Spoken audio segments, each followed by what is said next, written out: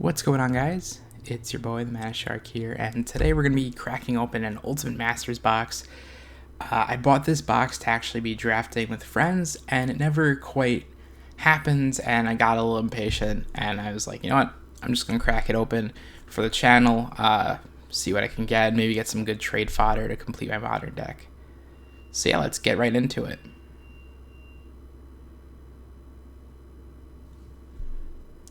So Ultimate Masters is like for those of you who don't know, it's a premium set with a semi-limited print run. Lots of really amazing things in there. And most importantly, inside is a box topper. And the box topper are these like premium foils. And man, are they worth money.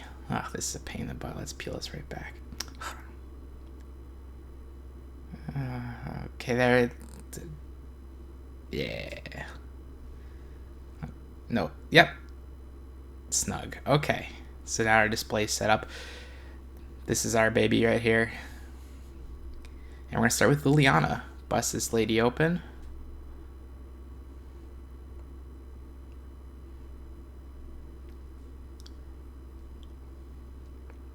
Ooh, a zombie token. Focus. Focus. There. A zombie token. Oh, it's still not that focused. There. Yes. Okay. Sorry about that. Thing. I have a new camera. Let's reset it. Face Fetters. Containment Priest. Shriek Maw. Lab Maniac and Rally the Peasants. Okay, solid uncommons. And I don't think it's really worth going through the commons, so we'll just bust open card now and see what candies are inside.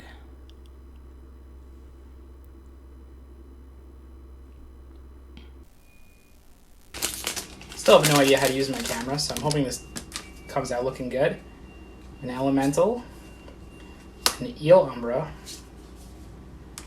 and our rare is Disrupting Shoal. Great card. A card that, like, there's it's called Pitch Delver in Modern, and it takes advantage of that very well. But it's still a bummer to pull. Then we got Misfell Plains, Young Pyro, and Reviving Vapors. Now, Vengevine, who was the Bane of Standard for a hot second. Bane of Modern, along with Hogak. Now he's just playable. Let's see what his pack will show us. Foil Pilgrim and a Fauna Shaman, a card that's worth a couple of bucks for casual play. Dreamscape Artist, Chainer's Edict, always happy for more for Pauper, and Hero of Iroas, and a pile of commons. On to pack Numero Trace. See, I like it has the new camera. Never had a DSLR before. And it has like a cool artsy feeling of being very zoomed in and beautiful on the pack. And then a blurred background. Kind of like that. Swift Reckoning is our foil. Gaddock T, he's a great hit bear. I think he's worth a couple of bucks still. He was expensive in Lorwyn because that with not a lot of prints available, but now he's an ultimate, making him fairly bogged down in price, but not. I'd imagine he's still worth quite a pretty penny. Kitchen Finks, Ghoulsteed, and Sigil of New Dawn. And on to the next pack here. I'm ironically still looking for a couple of commons and uncommons from this set. Just didn't feel like paying for them on TCG Player, knowing I had a box to open. Eventually, we got a Foil Crusher, nice for Pauper, and a Vexing Devil. This card, not a great card for Red Deck wins by any means, but if you're playing on a budget in Modern, it's usable. Then a Brawn, Appetite for Brains, and a Living Lore. And good old Treasure Cruise. What a card. I like a good Treasure Cruise. I think everyone does. It's an Ancestral Recall. Like, how can you go wrong? 1 mana, draw 3 cards. Yeah, you have to delve some things. We got a Squee Goblin Nabob as our foil. Maybe a nice, awful commander deck.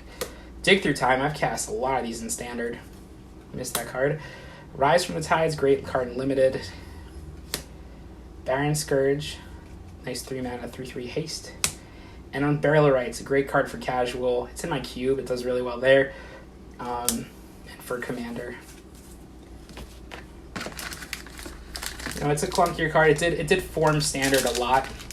I feel like it is a very iconic card that people who haven't played during the time might not realize just how strong this card can be. Unburial Rites. So we got a Worm token, foil Tethos High Priest. This is actually the first time he's printed a common and enabled a Pauper Infinite combo deck that didn't pan out too well. But we hit our mythic, or one of our mythics, and that's a Bitter Blossom. Great card to pick up. This card destroyed Standard while it was there. There's only one other deck that really fared that well, that wasn't playing Bitter Blossom, and that was 5-color Control, which was BS for its own reasons. We got an Ewit, great pickup for Commander and whatnot, Penumbra Worm, and a Blast of Genius. Pile of commons. So yeah, I think, like, I really enjoy booster box openings, but I find that a lot of people who open the packs don't play the game that much or haven't played the game that long, and when it comes to master sets, they might not know, like, the history behind these cards or the decks that they were played in or how good they are. And I feel like I could bring that to the table a little bit. We got a Miming Slime, great card. We got a D-Tutor. Always happy to have a Demonic Tutor for Commander. Actually pulled a foil one not too long ago. So this is unfortunate. I'm working with a new camera and I realized I somehow stopped recording while trying to focus in on a card. So here are 4 packs that we unfortunately missed, and we can't really reshoot given, it's an unboxing. It kind of doesn't work with the nature of that video. So we pulled a Goryo's Vengeance, great card for that deck, but not really worth anything. A Phyrexian Tower, which is pretty sick for Commander, very happy to pull it. An Ancient Tomb, also great Commander card, very powerful. And a Stirring Wildwood, which kind of sucks. Sorry about that. Let's jump back in. Fun fact about Fire and Ice, great card to have in your Pauper decks. It's a great versatile card, great for the cube. And now we're going to open the Ultimate Box Topper. Really hoping, last time I opened one, it was a Lava Claw Reaches. Of course, I really want the expensive stuff. I think the most expensive might be Liliana. I don't want to destroy this thing. Oh, here's a Tear Here thing. And let's see what we crack open here. Ooh, I think I saw a white mana symbol. Alright, and the box topper. A Leovold. That's pretty. Don't know how expensive it is, but happy to pick it up. It's not a Lava Claw Reaches, it's not Stirring Wildwood, and therefore I'm happy. It's not a Kishin Finks either. I had a friend who got that.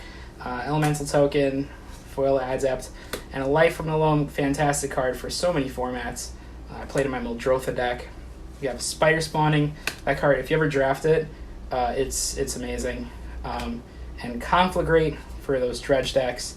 That card is absolutely disgusting as like a plan B for their main game plan of like throwing up all these creatures. Plan B, you just like throw Conflagrate and get that other card that drains people for 3 when it's milled, and all of a sudden you just burn your opponent out because while achieving the rest of your game plan. Patchwork Gnomes and a Reanimate, not a bad card to pull. Spider, Whispers, and Jin, which was downgraded from a rare. It was a rare for the longest time. Ooh, okay, we have still a decent amount of packs left. I hope I didn't lose any footage when I accidentally hit that button before I focused. I thought I hit the right button, but I guess not. So we have a Marit Lage token, a foil Mad Prophet, a Creeping Tar Pit, an Unstable Madness, which is pauper legal for your blue-green infect decks, a Meringue River Prowler, and focus, dude, focus. I don't know. Travel Preparations. I have to figure out this focus thing. Last time I hit the button, it did not work out that well. So I'll just be sure to keep it in the upper part of the frame and hope that works out. So we got an Ooze, a foil Mistveil Plains, that looks pretty, and an All Is Dust. Great pickup. Wrath of God for colorless commander decks. I played into Ready as a way to deal with a lot of things, because he's basically a colorless commander deck. Vengeful Rebirth, beautiful art. Furnace Celebration, you could build a weird build around me with it. Become Immense for your Infect players. And then some stuff.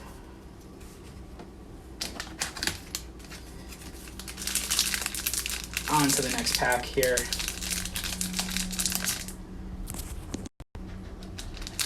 Still going strong. I think our box is going out so well. So far, so well. I need to learn English again. Spark Elemental. Focus. I think that's slightly better. Frantic Search is our foil. A Back to Basics. This card shot up to like $200-300, and then they reprinted it in Ultimate Masters, and now it's worth something, but not a ton. Counter Squall, that card went down in value. Sleight of Hand as well, and Buried Alive, which is great for commander decks. I played in Muldrotha as a way to just load up the yard and be able to, it's almost like you're tutoring for 3 cards to go in your hand if you're a graveyard center deck. So pretty sweet. We have a Drake, a foil Plume Veil, and an Engineered Explosives.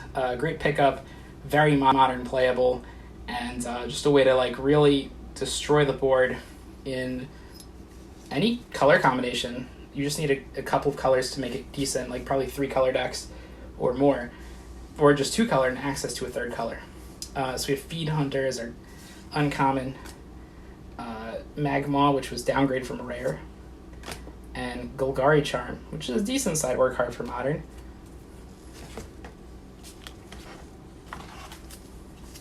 Next pack. How many mythics are we at? I think we just pulled Bitter Blossom as mythic. Could be wrong. We have a Citizen Token, Vessel of Endless Rest, and a Dark Depths. Wowza. Yeah, just a fantastic land that can really amp up your game. It's a really great card with Vampire Hexmage and Thespian Stage to give you just a 2/2 real quick.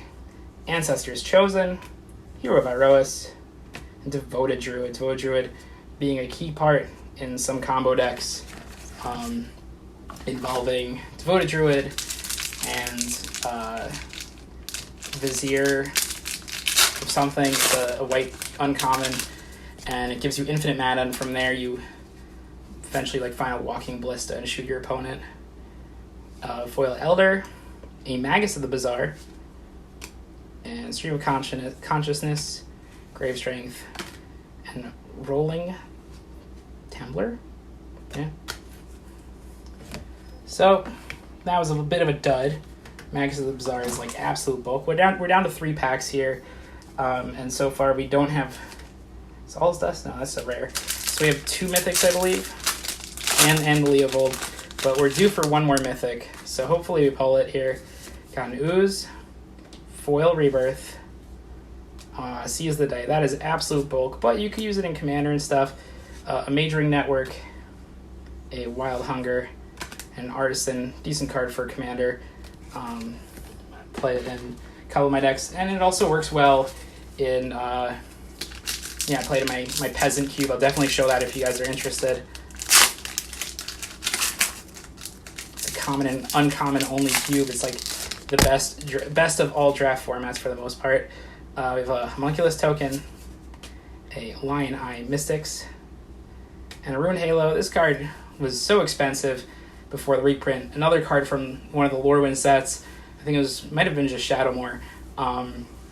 That was very low in print at that time due to the recession, due to Magic not being in a great spot, and being it was like a $40 card, and now it's definitely not. We have Slippery Boggle. That card sees a lot of play in Pauper and Modern. Necromancer. Okay, final pack. Here's hoping we hit a mythic, and I'm pretty sure we only hit 2 mythics. I could be wrong, but I think there's room for 1 more mythic in the pile. So we have a zombie token. Oh, we saw that. Skyrip Cavalry, And a Phyrexian Altar. This card is, I think, like 17 bucks last time I checked.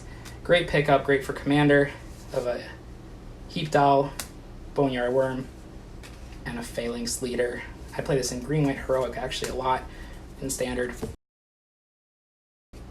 So we got our Masterpiece Leovold, Altar, Runes Halo, Seize the Day, Magus, Dark Depths, that's 1 mythic, Engineered, Back to Basics, Wall of Reverence, All is Dust, Creeping Tar Pit, Reanimate, Life from the Loam, Stirring Wildwood, Goro's Vengeance, Ancient Tomb, Phyrexian Tower, Demonic Tutor, Bitter Blossom, Dig Through Time, Vexing Devil, Gaddock Teague, Fauna Shaman, Disrupting Shoal, and Containment Priest. So we hit a decent amount of cards. Some of the better rares in the set for sure. But I think we only got 2 mythics in our regular box, which is a tad upsetting. Leovold's hot though. I do like myself a nice Leovold. Be right back with the price check. So the price check came out to $285, a fairly solid box. If we paid MSRP or if we bought this off eBay with its current price tag, we definitely wouldn't have made money off it. That being said, I didn't pay that much, so this was a pretty solid box for me. It would have been nice to hit a 3rd mythic, whatever. And I'm really sorry about that camera error.